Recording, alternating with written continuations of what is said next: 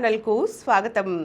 ఈరోజు మనం జాతీయ చేనేత దినోత్సవం సందర్భంగా భారతీయ సంస్కృతికి ప్రతీక చేనేత అనే అంశం చూద్దాం. భారత చరిత్ర నిర్మాణంలోనూ నాగరికత అభివృద్ధిలోనూ చేనేత ముఖ్యమైన పాత్ర పోషించింది. భారతీయ సంస్కృతికి ప్రతీకగా నిలిచింది. ఆదిమ సమాజంలో గుంపులు గుంపులుగా జీవిస్తూ దొరికిన జంతువుని వేటాడి చంపి పచ్చి మాంసం తింటూ జీవించారు ఆదిమానవులు.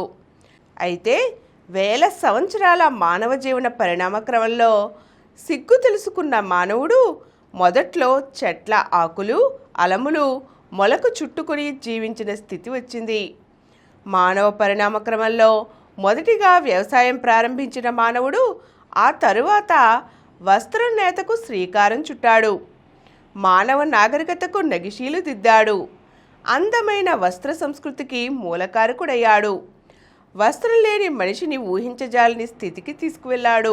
మనిషి ఔన్నత్యాన్ని ఇనుమడింపచేశాడు. అలాగే భారతీయ సంస్కృతికి చేనేత పర్యాయపదంగా మారింది. సామాన్యుడి నుండి అసామాన్యుడి వరకు నేత వస్త్రాలను మోజుపడని మనిషిని మనం చూడలేం. వేల సంవత్సరాల సమాజ గమనంలో వ్యవసాయానికి చేనేతకు అవినాభావ సంబంధం ఏర్పడింది. ప్రాచీన భారతదేశ చరిత్ర మొత్తం చేనేత పరిశ్రమ చరిత్రతో పెనవేసుకుపోయింది. భారతదేశ ఆర్థిక సామాజిక రాజకీయ వ్యవస్థను స్థిరపరచడానికి అభివృద్ధి చేయడానికి చేనేత పరిశ్రమ పునాదిగా నిలిచింది. ప్రాచీన రోమన్ సామ్రాజ్యంతో వాణిజ్యం నెరిపిన ఘనత చేనేతకు దక్కింది. భారతదేశం నుంచి దిగుమతి అయ్యే చేనేత వస్త్రాలను ధరించేందుకు విదేశీయులు ఎంతో ఇష్టపడేవారు. భారతదేశానికి పేరు ప్రతిష్టలు తెచ్చిపెట్టడమే కాక అత్యంత లాభాలను ఆర్జించి పెట్టింది చేనేత. విదేశీ మాదక ద్రవ్యాన్ని సమకూర్చిపెట్టింది. అలా భారత ఆర్థిక వ్యవస్థను వ్యవసాయం చేనేత ప్రభావితం చేశాయి. వ్యవసాయము చేనేత జోడెద్దుల్లా దేశ ఆర్థిక వ్యవస్థను కొన్ని శతాబ్దాల పాటు ముందుకు నడిపించాయి.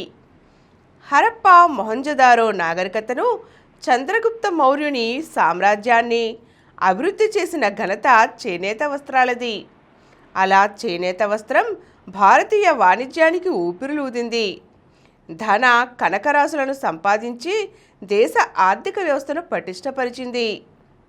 క్రీస్తు పూర్వం ఎన్నో సంవత్సరాల నుంచి క్రీస్తు శకం 1600 సంవత్సరం వరకు చేనేత చరిత్ర బంగారు చరిత్ర. ఆంధ్రదేశంలో బౌద్ధ క్షేత్రాలన్నీ చేనేత వస్త్రోత్పత్తి కేంద్రాలుగా ఉన్నాయి. 3 పువ్వులు 6 కాయలుగా వికసించిన చేనేత వృత్తికి బ్రిటిష్ ఈస్ట్ ఇండియా కంపెనీ ప్రవేశంతో ఎనలేని కష్టాలు వచ్చాయి. ఆనాటి నుంచి ఇప్పటిదాకా చేనేత ఎన్నో అడ్డంకులను అవరోధాలను ఎదుర్కొంటూనే ఉంది. బ్రిటిష్ ఈస్ట్ ఇండియా కంపెనీ వారు చేతి మగ్గాన్ని నూలు వడికే రాట్నాన్ని నాశనం చేశారు. అగ్గిపెట్టెలో పట్టే ఢాకా మజ్లిస్ వస్త్రాన్ని నేసే నేతగాళ్ల బొటనవేళ్లను నరికించారు. ఏకలవ్యుని బొటనవేలును ద్రోణుడు నరికివేయించిన తీరున నేతగాళ్ల బొటనవేళ్లను నరికి చేనేత పరిశ్రమను ధ్వంసం చేశారు. ఇలాంటి దురాగతాల బారిన పడి ఎందరో చేనేతకారులు అసువులు బాసారు. అతి పురాతనమైన చేనేత వృత్తిని దౌర్జన్యపూరితంగా కుయుక్తులతోనూ దెబ్బతీశారు.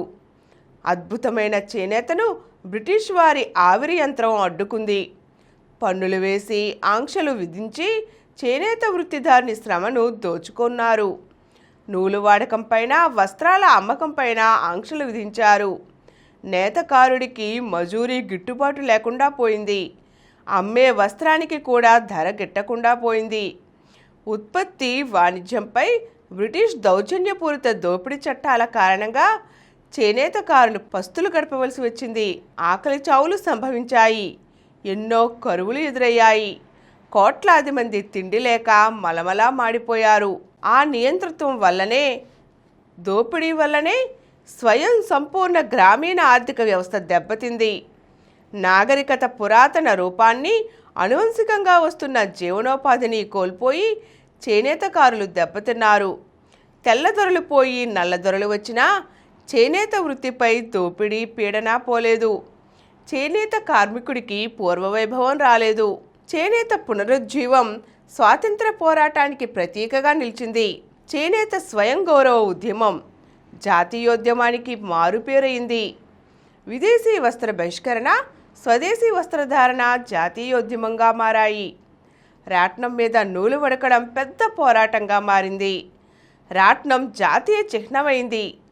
ఖద్దరు ధరించేవాడే సిసలైన జాతీయవాది అనే నినాదం మారుమోగింది. చేనేత రాట్నం స్వాతంత్రాన్ని సంపాదించే ఆయుధమయ్యింది. ఈ పోరాటంలో ముందున్నారు చేనేతకారులు. దేశానికి స్వాతంత్రం వచ్చినా చేనేత కార్మికులకు వృత్తి కష్టం పోలేదు. చేనేత మగ్గానికి స్వతంత్రత రాలేదు. పైగా మిల్లుదారుల దోపిడీ ఎక్కువైంది. బ్రిటిష్ వాడి చేతిలో పడిన కష్టాలకు రెట్టింపు కష్టాలను నేడు చేనేత కార్మికులు అనుభవిస్తున్నారు.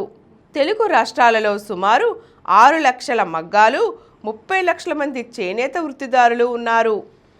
ప్రభుత్వం పవర్లూమ్లను ప్రోత్సహించినా, రిజర్వేషన్ల చట్టాలకు తూట్లు పొడిచినా చేనేత కార్మికులు తమ జీవన్మరణ సమస్యను అధిగమించేందుకు చేయని ప్రయత్నం లేదు. ఇప్పుడు చేనేత రంగంలో 3 పద్ధతులు ఉన్నాయి. 1. చేనేతకారుడే కొంత పెట్టుబడి పెట్టి ఇంట్లో మగ్గం ఏర్పాటు చేసుకొని వస్త్రాలు నేసి అమ్ముకోవడం. 2. షెడ్ను, మగ్గాలను ఏర్పాటు చేసిన మాస్టర్ వేవర్ చేనేత కార్మికుడికి పని కల్పించి మజూరీ ఇవ్వడం. 3. సహకార సంఘాలలో చేనేత కార్మికులు పనిచేయడం. ఈ 3 పద్ధతులు చేనేత కార్మికుడికి కొంత ప్రోత్సాహాన్ని కల్పించాయి. మాస్టర్ వీవర్లు తమ వ్యాపారంలో భాగంగా నేడు వస్త్రోత్పత్తిలో అనేక డిజైన్లు తెచ్చారు. షర్టింగ్, పంజాబీ డ్రెస్ మెటీరియల్, బుటా చీరలు, సిల్క్ చీరలు, పట్టు చీరలు, ఫ్యాన్సీ చీరలు వంటి వాటిలో ఎంతో టెక్నాలజీ ఉపయోగిస్తున్నారు. ఒకనాడు చేనేత బట్ట నిరుపేదల బట్టగా పిలువబడింది. పాలిస్టర్ వంటి వస్త్రాలు ధనికుల బట్టలుగా ప్రాచుర్యం పొందాయి. ఇప్పుడు ఇది రివర్స్ అయింది. ఇప్పుడు పాలిస్టర్ బట్టలు పేదల బట్టలుగా, చేనేత బట్టలు సంపన్నుల వస్త్రాలుగా చెప్పబడుతున్నాయి. కళ్ళు జిగేల్మనిపించేలా చేనేత వస్త్రాలు మార్కెట్లో అడుగుపెట్టాయి. ఎంతో కళాత్మక చీరలకు ఎంతో కొంత మార్కెట్ ఉంది. అయితే చేనేత కార్మికుడి పరిస్థితి మాత్రం ఎక్కడ వేసిన గొంగలి అక్కడే అన్న చందంగా మారింది. దీనికి కారణం పవర్లూమ్లో సాదా వస్త్రం నేయించి దానిపై రకరకాల డిజైన్లు అద్దకం వేసి కాటన్ వస్త్రాలుగా ఇబ్బడి ముబ్బడిగా మార్కెట్లను ముంచెత్తుతున్నారు. అందువల్ల చేనేతలో ఎన్ని డిజైన్లు రూపుదిద్దినా, ఎంత అందమైన అద్భుతమైన నాణ్యమైన వస్త్రాలు వేసినా చేనేత కార్మికులందరికీ పని లేకుండానే ఉంది. నేడు దేశంలో కానీ తెలుగు రాష్ట్రాల్లో కానీ సుమారు 100కు పైగా కేంద్రాలు చేనేతకు ప్రసిద్ధి చెందాయి. ముంబై, కాన్పూరు, కాంచీపురం, కలకత్తా, సూరత్, ఆగ్రా, హుబ్లీ, కోయంబత్తూరు, అహ్మదాబాదు వంటి నగరాలు, పట్టణాలు తెలుగు రాష్ట్రాలలో వెంకటగిరి, చీరాల, మంగళగిరి, సిద్దిపేట, పోచంపల్లి, గద్వాల్, సిరిసిల్ల, వరంగల్, ఉప్పాడ, ఎమ్మిగనూరు, పెండ్యాల, పేటేరు, బండారులంక, బలవరం, పెడన తదితర కేంద్రాలు నేటికి చేనేత వైభవానికి రంగులొద్దుతున్నాయి. వ్యవసాయ రంగం తరువాత అత్యధిక ప్రజానికానికి ఉపాధి అవకాశాలు కల్పిస్తున్న చేనేత రంగాన్ని అభివృద్ధి బాటన నడిపించాలి. చేనేత కార్మికుల నైపుణ్యాలను పూర్తి స్థాయిలో ఉపయోగించుకోవాలి. ఒకవైపు నైపుణ్య భారతం, స్కిల్ ఇండియా, మరోవైపు స్వదేశీ ఉత్పత్తుల భారతం, మేక్ ఇన్ ఇండియా పేరుతో ఊదరగొడుతున్న ప్రభుత్వాలు చేనేత కార్మికుల కళా నైపుణ్యాన్ని గుర్తించాలి. అప్పుడే చేనేత పునరుజ్జీవం సాధ్యపడుతుంది. ఈరోజు మనం జాతీయ చేనేత దినోత్సవం సందర్భంగా చేనేత వస్త్రానికి ఉన్న విలువ, అందం, వాటి కళ, అలాగే చేనేత కార్మికుల కష్టాల గురించి తెలుసుకున్నాం కదండి. మరో చక్కని అంశంతో మళ్ళీ కలుద్దాం. ఈ కార్యక్రమం మీకు ఎంతో నచ్చింది కదా.